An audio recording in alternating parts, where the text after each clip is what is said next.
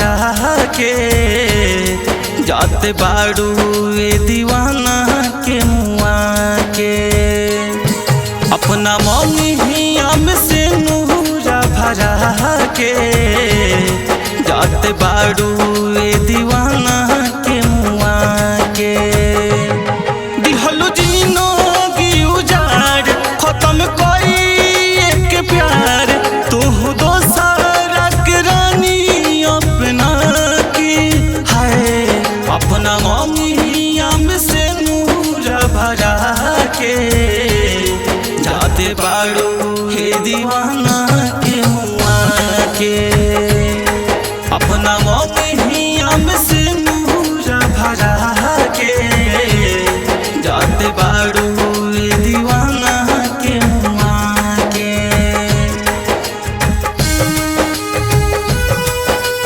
Music by Mukesh Singh.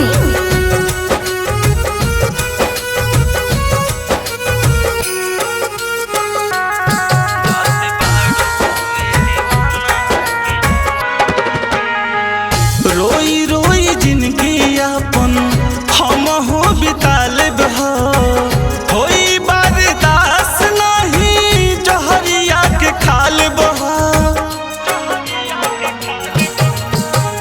रोई रोई जिनकी अपन हम हो बिताल बहो होई बर्दाश्त नहीं जहरिया के खाल बहो खुश रहो के साजहाना बना के जाते बाड़ू हुए दीवाना के मुआ के अपना मौनिया में से नूरा भरा के जाते बाड़ू हुए दीवाना के मुआ के।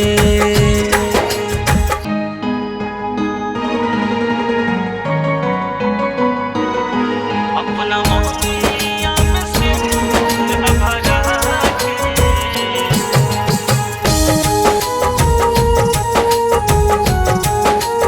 Music by Mukesh Singh.